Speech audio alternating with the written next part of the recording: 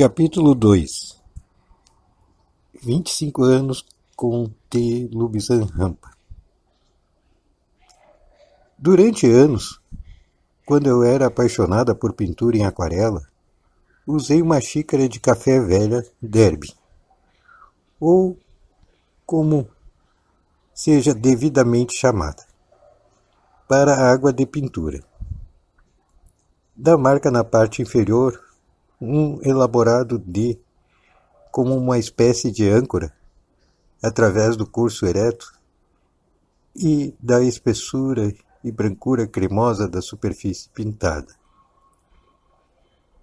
Eu sabia que era feita pelo menos uma centena de anos antes de a empresa tornar-se Royal Crown Derby. Essa seria do primeiro período da Derby, por isso teria 200 anos, ou talvez 250 anos de idade. Eu quebrei o pires acidentalmente.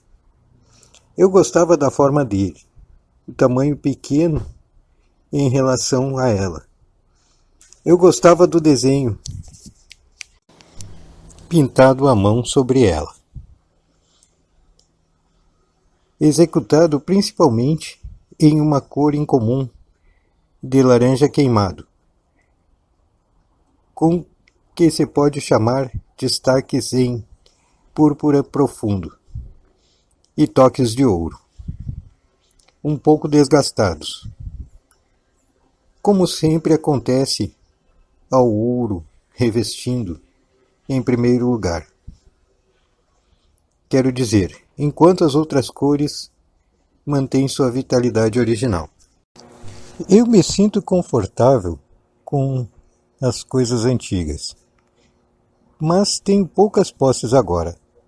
No fundo da gaveta de minha mesa, encontrei 2 pincéis de Marta.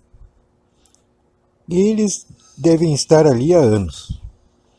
Um é bom e o outro muito mais grosso. E embora eu saiba que não se requer um pincel de Marta para uma pintura mágica, em que você só tem que molhar o papel para que a imagem apareça, nem mesmo pincéis de diferentes espessuras, peguei-os para uso com a minha xícara de café Derby, preenchida com água limpa. O mais fino eu uso para os detalhes, as formas menores da imagem que eu estou a ponto de trazer para a vida. As coisas que eu preciso para contemplar como elas aparecem e a imagem se desdobra. Quanto mais espesso o pincel, eu encho com água e aplico sobre a aparência geral da pintura. Mas o que eu estou pensando não é assim tão fácil. Se apenas fosse, este é apenas um jogo que estou jogando na minha mente, uma invenção da minha imaginação. A pintura está dentro de mim. Não há realmente nenhuma necessidade de pincéis e água. Disse que uma imagem vale mais que 1000 palavras. A imagem em minha mente, a pintura mágica, vai levar muitos milhares de palavras para descrever, para se trazer à vida para outras pessoas. Mas tenho uma vontade enorme de fazê-la, para colocá-la em foco depois de todos estes anos, antes que seja tarde demais. Charles, sim. Agora eu posso ver claramente que ele era um componente importante na roda da história. Na verdade, mais do que isso, porque sem ele a roda nunca teria sido posta em movimento de todo. E é verdade, como o John insistiu, que julguei mal ele. Meu sistema de valores foi falho naquele momento. Embora eu ainda possa dizer com verdade que ele foi, infelizmente, falho de boas maneiras. Nem ele o emprestava uma aparência particularmente atraente. Além disso, ele era um pouco autocentrado demais e não familiarizado com o mundo real. Naqueles dias, de volta aos anos 50, eu costumava evitar as pessoas intelectuais, sempre que possível. Eu desconfiava de sua pose, sua incapacidade para simplificar, além de que eu achava uma cepa completamente desnecessária fingir estar seguindo o que eles estavam falando, quando na verdade não tinha a menor ideia. O que eu não compreendia, e que é perfeitamente claro para mim agora, é que foi precisamente por causa de seu intelecto que Charles era capaz de apreciar Dr. Kuan, de uma forma que teria sido completamente impossível em um homem, por exemplo, como John. Charles estava acima de julgar um homem com o sistema rígido e artificial, tão firmemente no lugar entre a classe dominante. E então, naquele dia, quando o Dr. Kuan apresentou-se no museu, a carta na mão, ele não foi apenas escovado. Ele foi tratado com consideração e respeito. Era uma tarde cinzenta e triste em Londres. O museu aparentava-se intimidante. O cheiro particular de antiguidade misturado com desinfetante, o eco de pés no chão de mármore, a voz baixa que os museus parecem gerar, os rostos dos atendentes tão entediados e cansados. Nada disso, com certeza, pode ser encorajador para a pessoa normal. No entanto, o Dr. Kuan estava completamente em casa. Conhecia museus, livrarias, ruas secundárias, as docas de Londres, com a palma de sua mão. Ele tinha andado pelas ruas de Londres e visitou os locais de interesse por mais tempo do que gostaria de observar. Sem trabalho e vivendo em condições precárias, ele passava os dias a pé, contemplando, sentindo e respirando Londres e seus habitantes. Quando entrou no museu, ele parecia familiarizado, confiante e em casa. Possivelmente foi a sua facilidade e confiança que levou a jovem no balcão de inquérito, em resposta à sua solicitação, dirigi-lo sem condições prévias. Seguindo suas instruções, ele desceu para o andar inferior e atravessou uma série de corredores para eventualmente chegar ao quarto 103. Abaixo do número, em uma placa preta e em letras de ouro puro, curador. A palavra estava inscrita dizendo que ele estava no lugar certo. Ele bateu discretamente. Depois de uma pausa, uma voz um tanto alta respondeu: "Entre." Era uma sala iluminada por largas lâmpadas fluorescentes. Embora na parede distante houvesse uma janela alta, longa e estreita, que parecia dar em uma parede de pedra cinzenta e, aparentemente, estava lá apenas para ventilação e para admitir uma quantidade mínima de luz.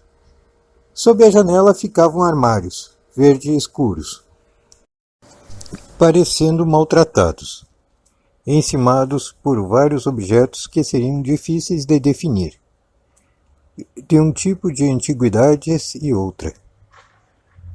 Os dois muros para a direita e esquerda foram aparentemente alinhados com os livros, do chão ao teto, que pareciam ser pressionados e empilhados de forma aleatória, mas Instintivamente, sabia-se que o proprietário teria sido capaz de colocar o dedo sobre qualquer título dado a um aviso momentâneo. No chão havia um tapete enorme e extremamente desgastado persa, que dava lugar a uma sensação de calor além do normal. No escritório do museu, como se alguém tanto vivesse quanto trabalhasse aqui. A grande escrivaninha de mogno realizava as necessidades de costume. Um telefone preto, uma máquina de escrever Underwood, mata borrão e tinteiro, pilhas de papel, juntamente com mais livros, pilhas deles e revistas, e uma máquina de editar um pouco desajeitada. Além disso, ela tinha um busto grande, com um estado danificado, da qual falava de sua antiguidade até mesmo para os desinformados, e uma coleção de rochas variadas, de diferentes cores e formatos. Quanto ao resto, o quarto estava mobiliado para ser razoavelmente confortável, mas claramente sem pensar em impressionar ou agradar.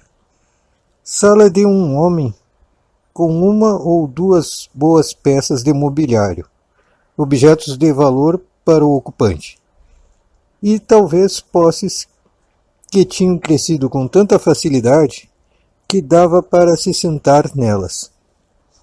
Dr. Kwan se orientou e moldou uma impressão rapidamente antes de dirigir seu olhar para o ocupante.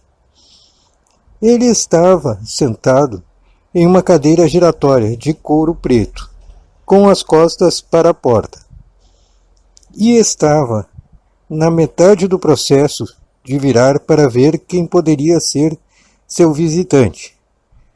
Surpreso ao ver um estranho, e um que veio bater à sua porta sem, aparentemente, um compromisso, ele perguntou: "Eu te conheço?" "Acho que não."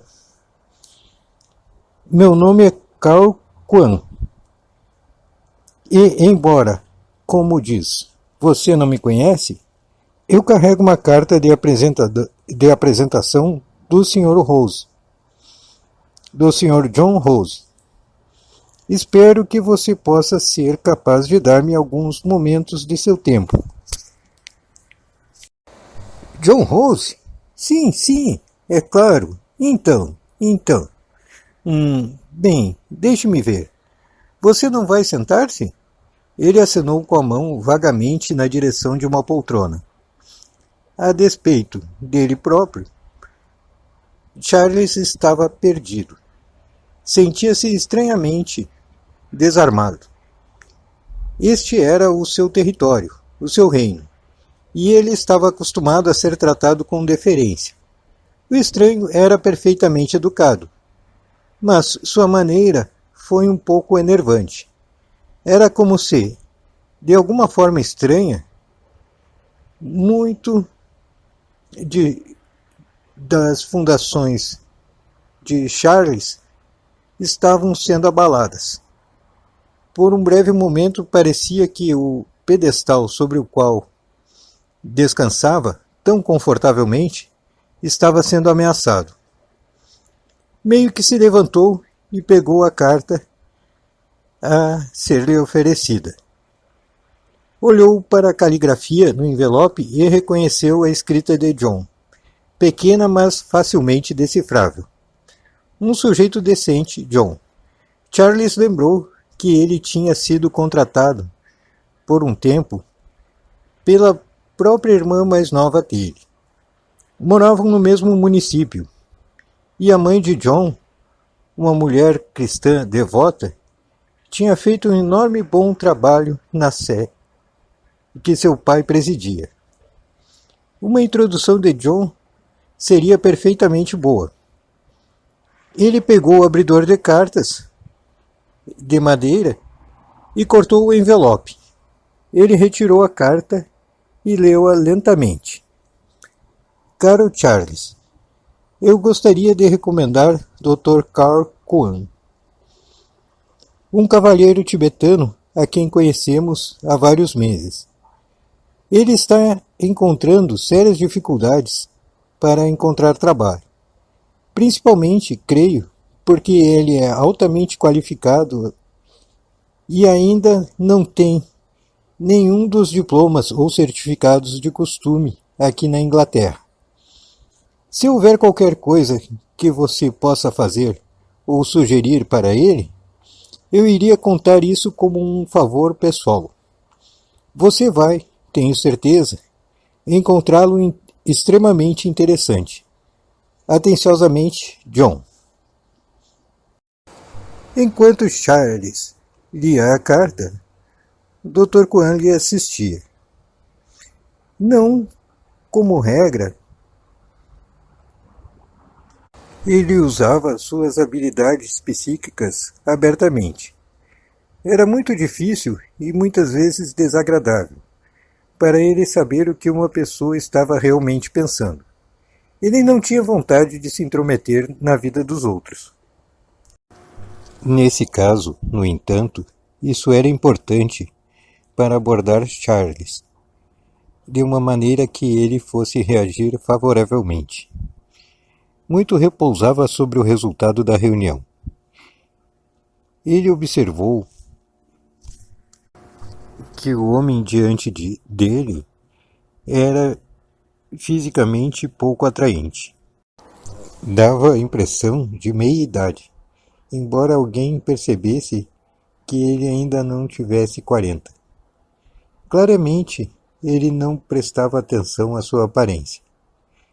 E era completamente sem vaidade, careca e com excesso de peso.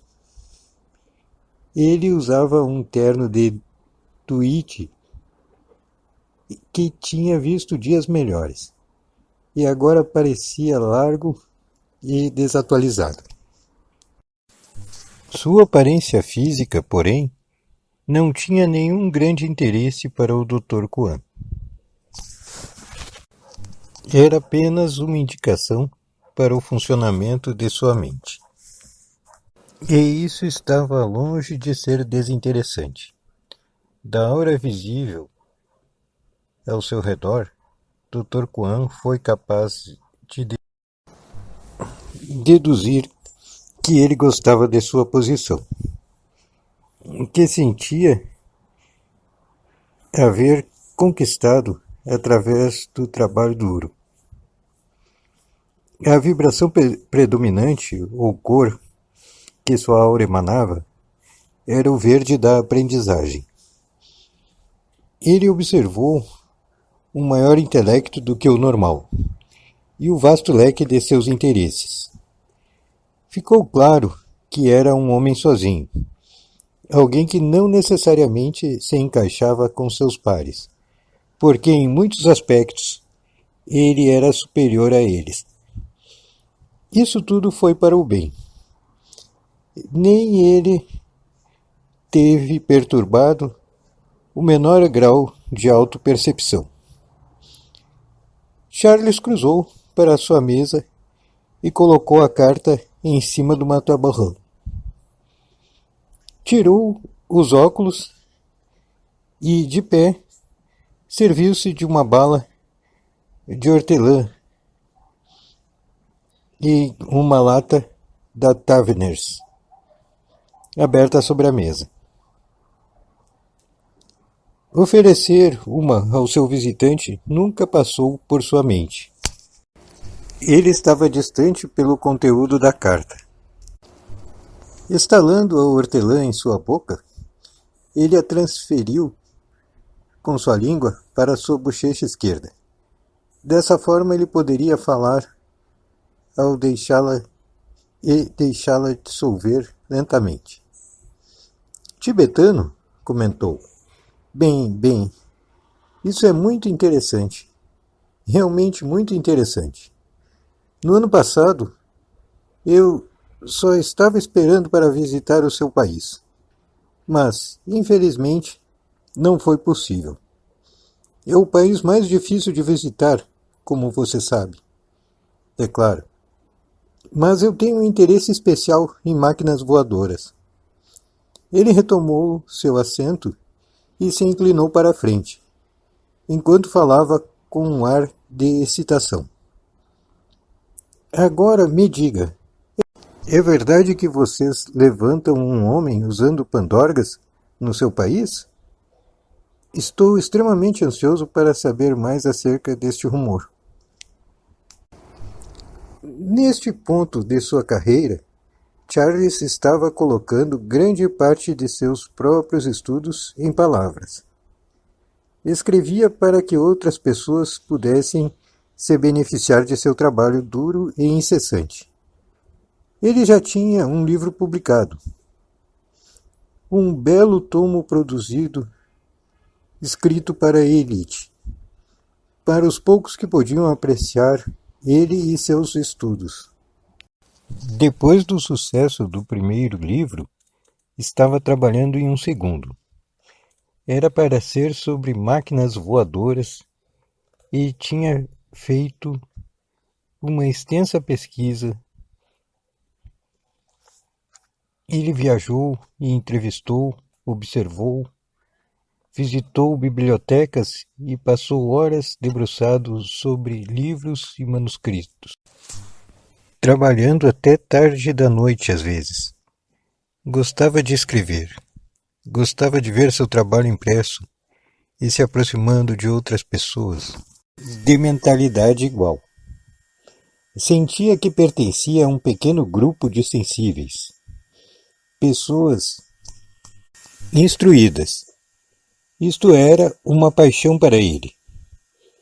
Atualmente, por ser confrontado por um homem do Tibete, que podia ser capaz de dizer-lhe sobre os chamados homens levantados em pandorgas, era um extraordinário golpe de sorte. Homens levantados em pandorgas? Certamente nós usamos, na verdade, pandorgas voadoras. Era uma das atividades mais agradáveis da lamazeria. Não era algo que todos os lamas apreciavam, todos os dias da semana, naturalmente. Mas aconteceu de eu ter a sorte de tornar-me bastante hábil na arte. Dr. Kwan ficou satisfeito com a pergunta, com a forma como a conversa estava indo. Ele adorava soltar pandorgas em sua juventude, e tinha sido excelente nisso. Realmente. Vá em frente. Isso é realmente fascinante. Muito fascinante. Bem, mal posso acreditar. Então você realmente era um lama em seu país? É isso, na verdade? Que fascinante, surpreendente, que você tenha entrado justo em meu escritório. Que golpe de sorte! Charles estava irrequieto. John, como de costume, sabia a coisa certa a ser feita. Tinha acertado um olho de boi ao juntar os dois homens. E, para dizer a verdade, minha única reivindicação de ter tido uma mão em tudo foi que, sem a minha insistência, ele não teria levantado um dedo, ou uma caneta, neste caso, para ajudar o Dr. Kwan. John era assim, sempre vinha com a coisa certa, sem nenhum problema aparente, e sempre irritantemente ganhava muito crédito por sua esperteza. As pessoas no Ocidente têm dificuldade de acreditar no homem levantado por pandorgas. Dr. Kwan continuou. Eles acham difícil acreditar em qualquer coisa a ver com minha infância. Certamente. Então não falo muito sobre isso. Sim, eu era de fato um lama. Na idade de 7 anos, entrei em uma lamazeria, Shakpori, a escola de medicina Em Lhasa, depois de me sentar à sua entrada por 3 dias e 3 noites, imóvel. O Tibete é um país difícil, sabe? E a vida lamaística pode ser extremamente difícil. Por isso, se um menino não consegue passar o seu teste inicial, ele é enviado para casa. E muita dor e problemas são evitados. Verificou-se um fato que ele raramente falava sobre sua infância.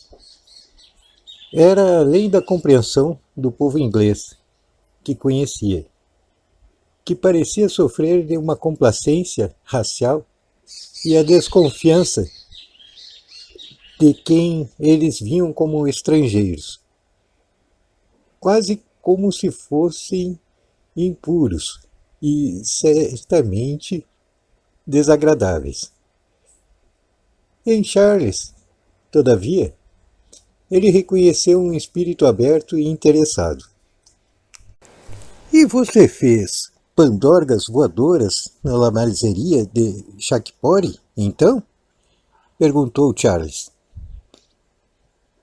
Pandorgas de papel, é claro que sim. Mas não o tipo que levanta um homem. Dr. Kwan respondeu. Houve uma lamazeria há alguns dias de viagem de pônei de Lhasa. Era chamada Trayerpa. Empoleirada, ou melhor, agarrada ao lado de uma montanha. Tornava-se curioso o país de lá. Picos imensos se projetavam, levantando-se para cima. E plataformas grandes estendiam-se a partir da base dos picos, como terraços. Essas plataformas foram usadas para o lançamento de pandorgas que levantavam homens, porque o vento vinha para cima através das fendas das ravinas, muito abaixo, com tal força que uma pandorga podia ser levada em linha reta para cima. Fazíamos as pandorgas nós mesmos, é claro, de postes de madeira de abeto, amarradas em uma forma de caixote com asas. A madeira de abeto vinha da Índia. Essa madeira não crescia no Tibete. A pandorga era cerca de 10 por 8 metros e coberta com seda. Fazíamos as sapatas de bambu. Como eu disse, o vento subia das ravinas muitos metros abaixo, jorrando e rugindo com força enorme. Nós confiamos muito em pôneis no Tibete, você sabe. Pequenos animais com pés firmes. E eles eram presos a uma corda presa à pandorga e se atiravam para a frente a galope. Quando batia a corrente de ar, você seguia para cima. Você poderia ver por milhas e milhas. Fez uma pausa. Isto era de um outro mundo, de outra existência, ao todo. Ele estava feliz. Esse homem achou interessante. Era um elo comum entre eles. Algo que compartilhavam.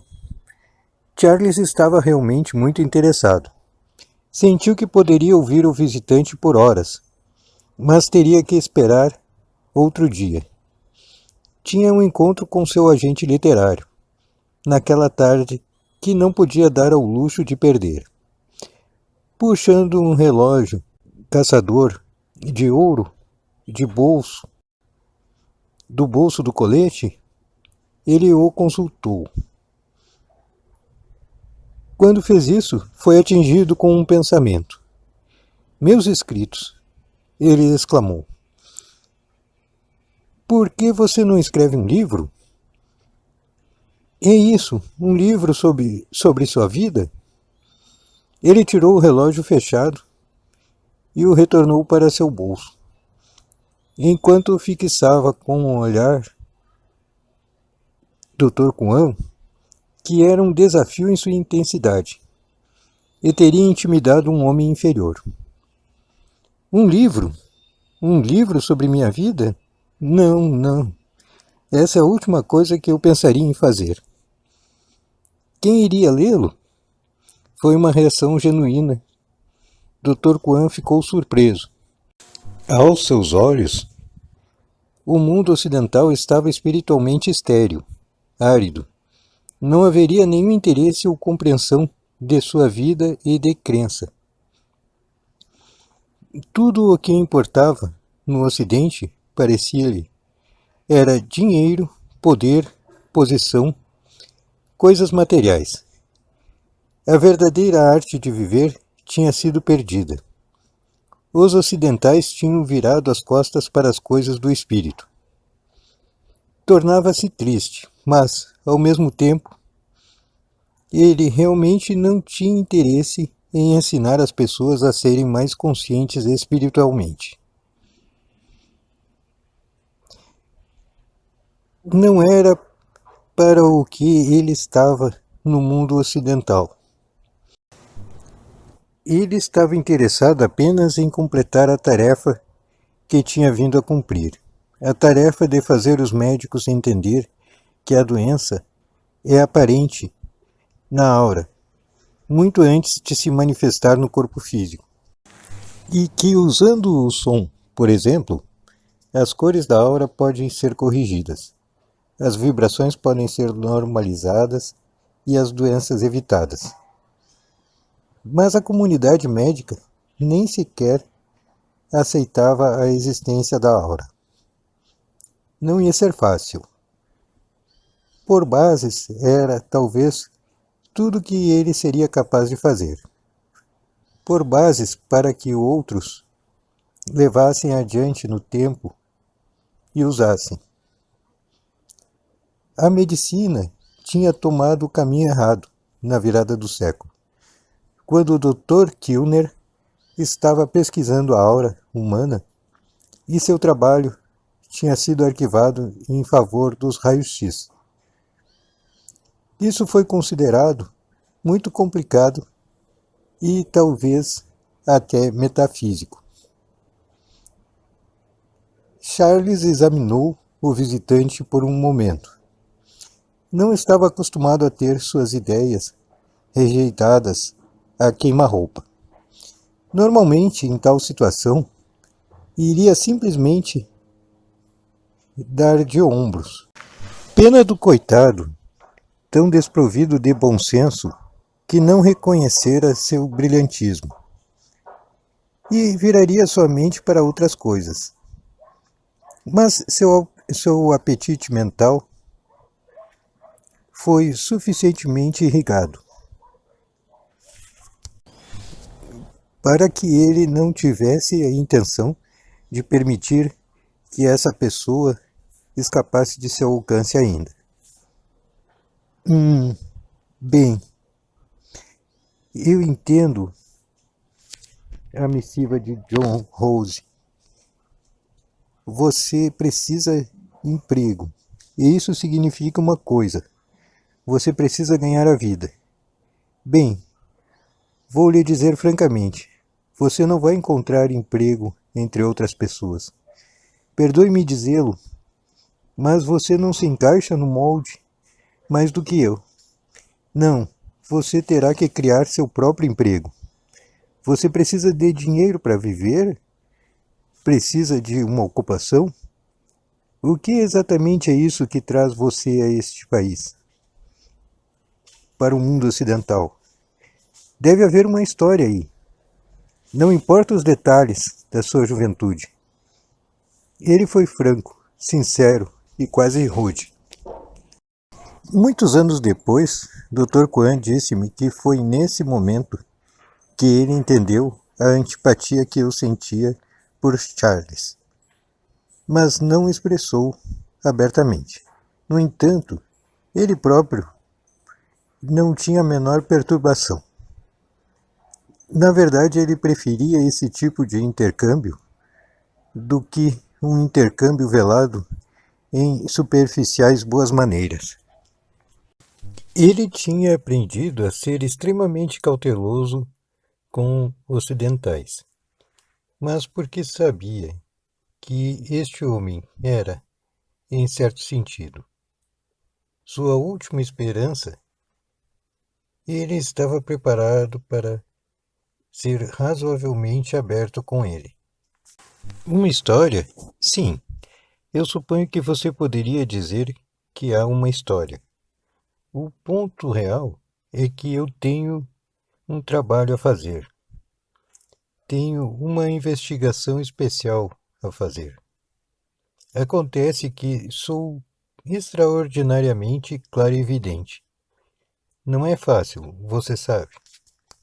Ser possuidor de habilidades extrasensoriais, em muitos aspectos, é uma maldição. Mas porque posso ver a aura humana, verdadeiramente para algo, eu carrego uma tarefa. Você entende? Ele perguntou, parando para analisar o seu ouvinte. Sim, eu acredito que você está me acompanhando. Enquanto falamos, posso ver sua aura. Poderia vê-la ainda mais claramente se você estivesse sem roupa. Porque as roupas que está vestindo têm suas próprias emanações, que, de alguma forma, obscurecem suas cores pessoais. As cores que estão rodando em torno de você o tempo todo. Ele parou de novo. Sabia que isso não era um assunto de todos os dias para seu ouvinte, e não tinha vontade de espantá-lo ou confundi-lo. Você diz que eu preciso de dinheiro para viver. Minhas necessidades são simples, como são as de minha esposa. Mas, é claro, temos que comer e precisamos de abrigo. Assim, para responder à sua pergunta, eu preciso de muito pouco dinheiro para viver, embora eu confesse que não gosto de passar fome. Preciso de dinheiro para o meu trabalho. Eu preciso de um monte de dinheiro para o meu trabalho. Eu não sou avesso a pedir por isso, porque o que eu estou fazendo vai beneficiar a humanidade. Mas as pessoas, você sabe, raramente dão livremente. Eles dão com as cordas unidas. E eu não estou interessado nesse tipo de doação. Você está correto em dizer que eu preciso trabalhar sozinho. Mas um livro? Bem, eu não sei. Faça o seu próprio caminho, então. Charles foi subitamente curto, impaciente. Vou dizer-lhe francamente, porém, não há outra maneira de eu poder ajudá-lo. Ocorre que eu tenho um compromisso com meu agente literário às 4 horas da tarde. É agora 13h25. Estou convidando você para me acompanhar. Eu acredito que ele poderia ajudar. Ele poderia colocá-lo no caminho certo e dizer se minha ideia é viável ou não. Levantou-se fortemente de sua cadeira, tomou outro hortelã e cruzou para um armário de pés ornamentados por trás do Dr. Kuan. Abrindo a porta, pegou um casaco Macintosh Burberry, velho, e colocou-o em seu braço. Cecil Banks é seu nome. Um excelente contato. O que vai fazer? Dr. Kuan se levantou. Seu rosto estava impassível. Era impossível saber se ele estava satisfeito ou ofendido. Mas, com uma cortesia do velho mundo, em nítido contraste com a maneira do outro, ele inclinou a cabeça e juntou as mãos em um gesto de concordância. mas com nenhum traço de subserviência. Ficaria feliz em acompanhá-lo, disse ele. Os dois homens caminharam de volta ao longo dos corredores para a entrada principal. As pessoas que se encontravam em pé deram o lado para deixá-los passar. Charles parecia não notar, aceitando-o como seu direito. Ao passarem pela porta giratória pesada, a tarde ainda estava cinza e nublada, triste. Desceram a passos largos, em conjunto, os pombos se espalhando à sua vinda. Charles chamou um táxi. Deu um endereço em Regent Street e sentaram-se em silêncio, cada um com seus próprios pensamentos. Enquanto eles rodeavam Hyde Park Corner, Charles bateu no joelho do Dr. Kwan. Espero que você considere essa ideia, mas mesmo que você decida contra ela, por algum motivo, eu não poderia deixar de dizer que você não teria enxergado muito bem. Mesmo assim, ainda gostaria que você tornasse a me ver novamente. Você tem informações valiosas. Não posso me dar ao luxo de perdê-lo. Quando o Dr. Kwan estava contando esse dia para mim, alguns anos após, ele me contou como se sentira divertido em tão flagrante falta de boas maneiras e combinações de preços. No entanto, sua apreciação de Charles era sincera, e ele foi integralmente recompensado pelo seu esforço. Bankes Company, escritório de agentes literários, estava situado no andar superior de um edifício em Regent Street. Saíram do táxi e seguiram seu caminho através da multidão infindável de pessoas correndo ao longo da calçada.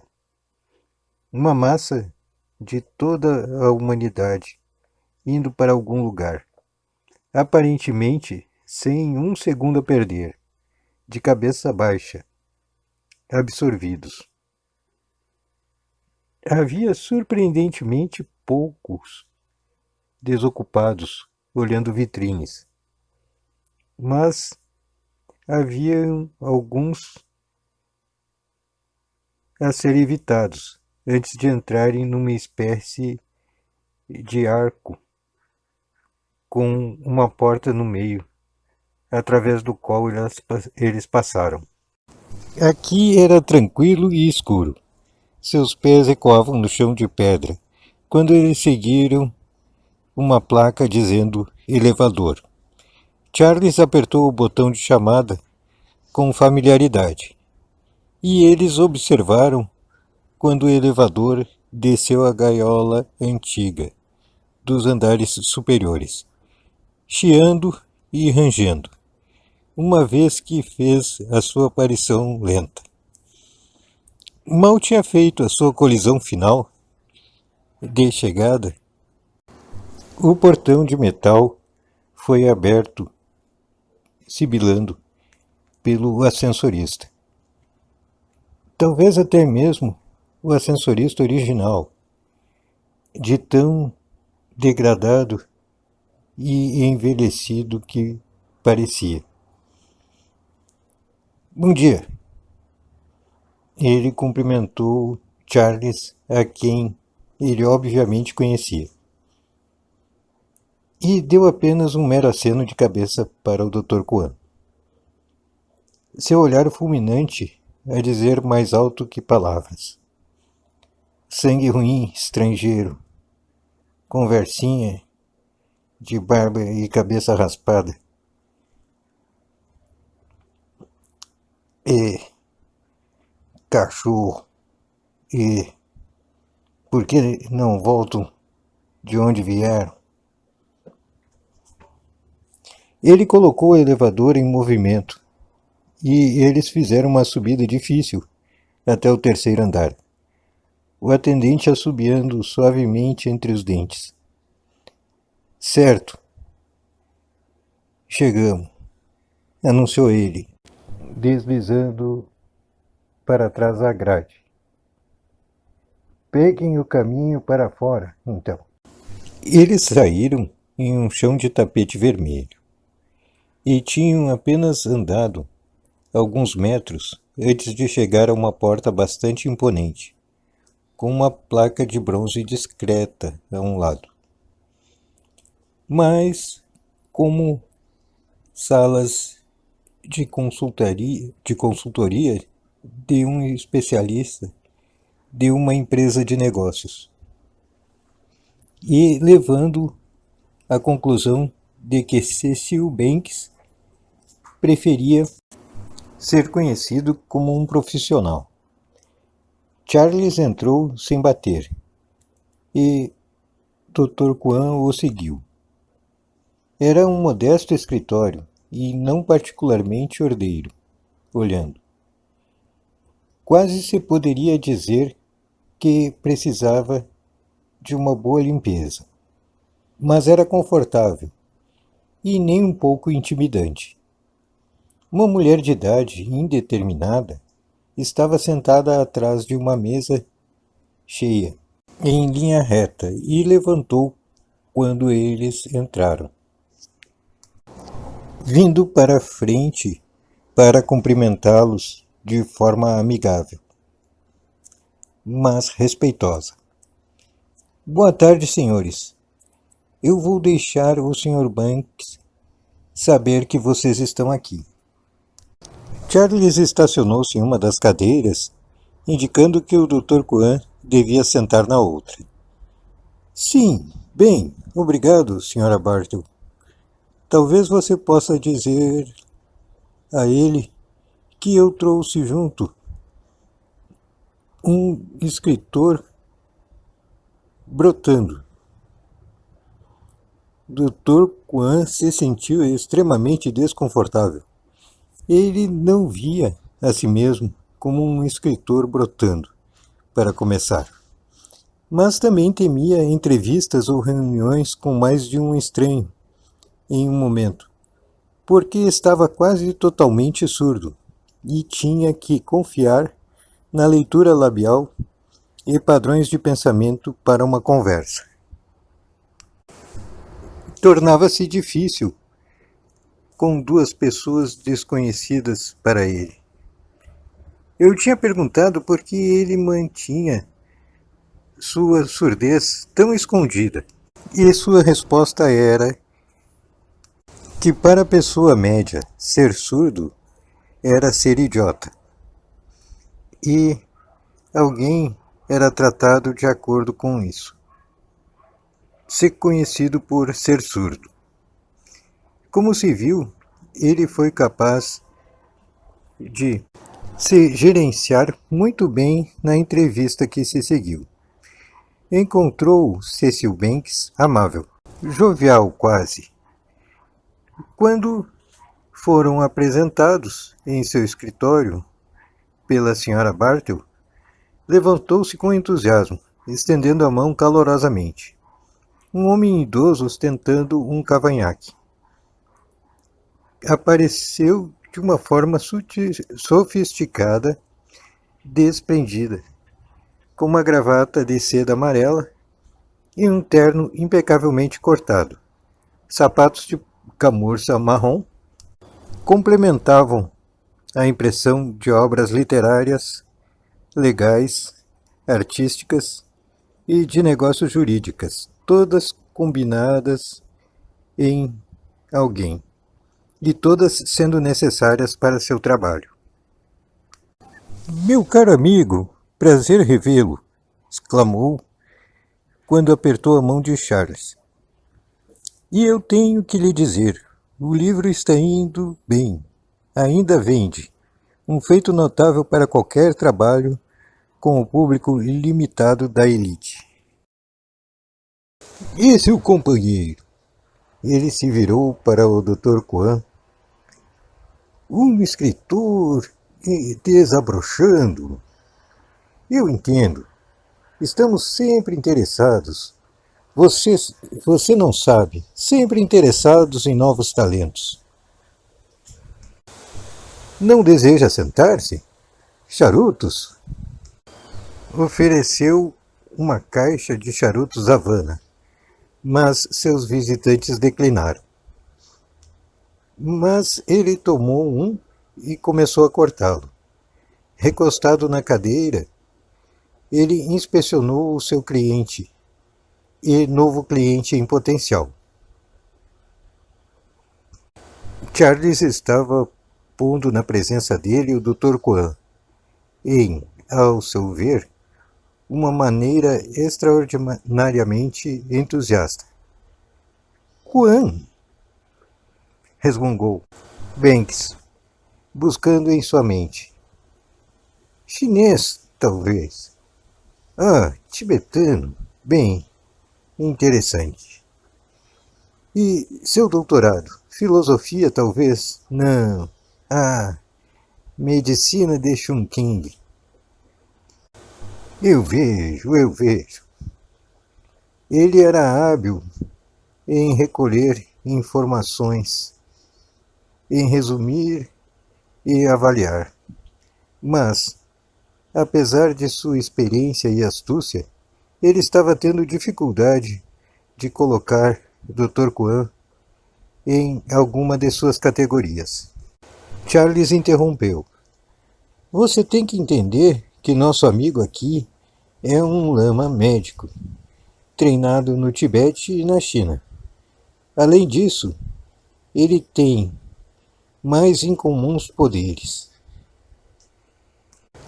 Agora, pode não ser incomum lá, mas aqui ele se virou por um momento. Se endereçou ao Dr. Kwan. Perdoe-me a minha palavra, sim. Bem, aqui você é o mais excepcionalmente incomum, acredito. Agora, Banks, olhando para trás para o agente, você sabe que eu não sou um homem estúpido.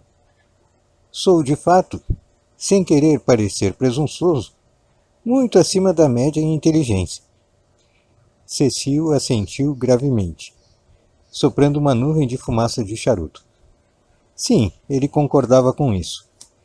Mesmo se não fosse verdade, ele teria concordado. Charles era, afinal, seu cliente. Seu livro estava indo bem e ele estava prometendo outro. Kwan está à toa agora, não é mesmo? Charles continuou, olhando para o Dr. Kwan para confirmação.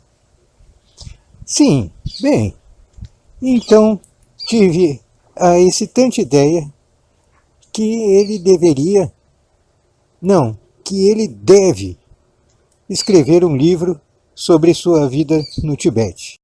Sentou-se inchado, com a autoimportância e o orgulho em divulgar suas ondas cerebrais. Eu certamente concordo com sua ideia, disse Cecil. Uma ideia deveras excelente. Sim, bem, é claro que terá que ter primeiro uma sinopse. Apenas para me dar uma ideia de sua vida, Dr. Kwan. E o que devemos abordar para a publicação. Todo esse tipo de coisa.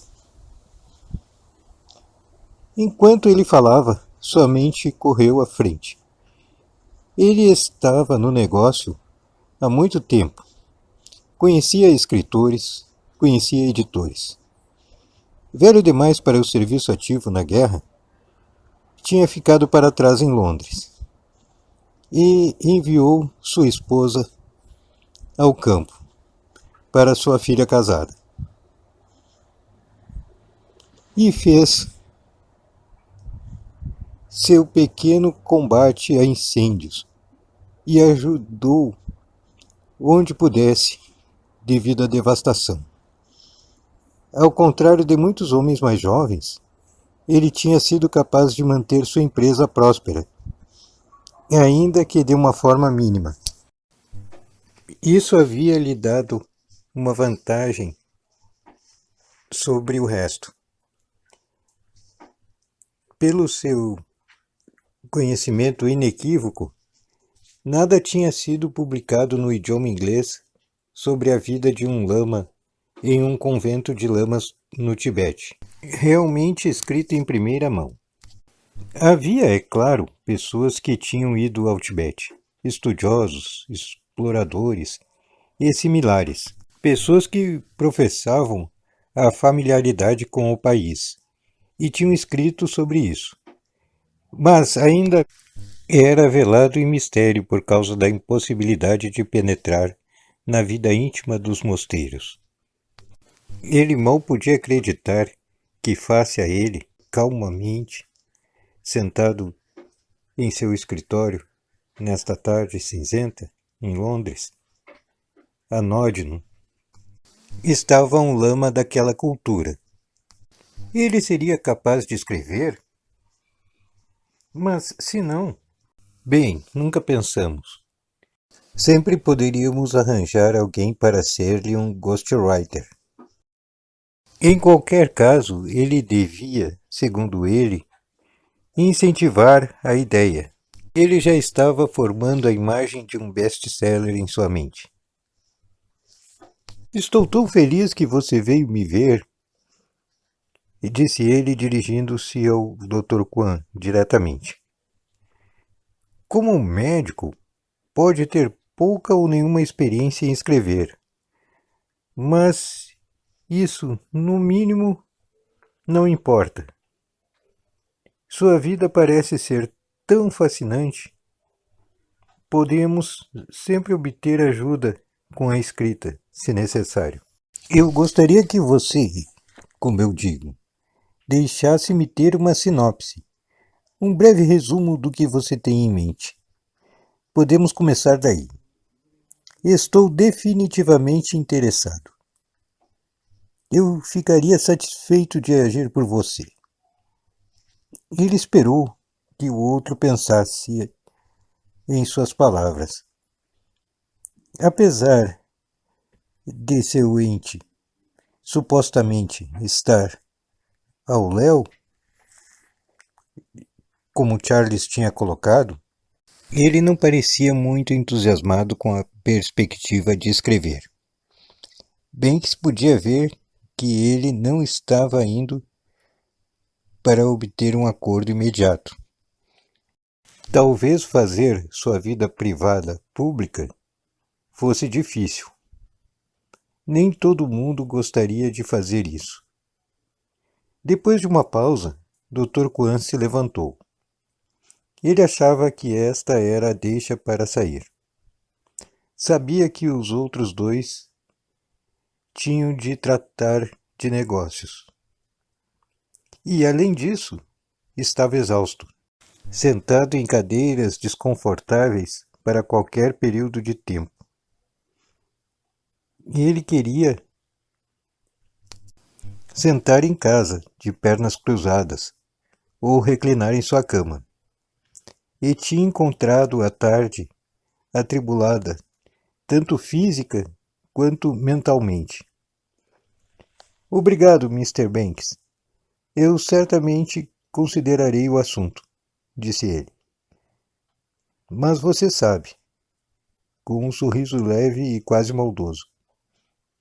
Acredito que eu possa escrever pelo menos tão bem como qualquer escritor fantasma que você possa sugerir.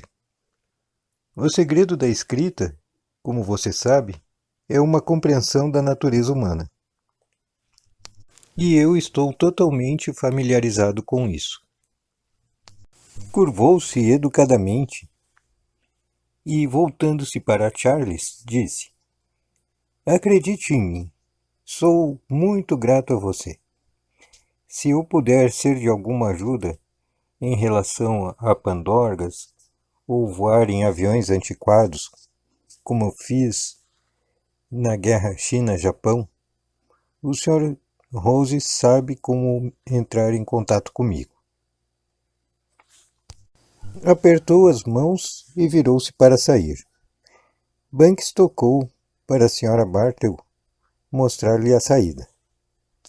Mais uma vez de volta para baixo e na rua, ele encontrou o anoitecer calmante.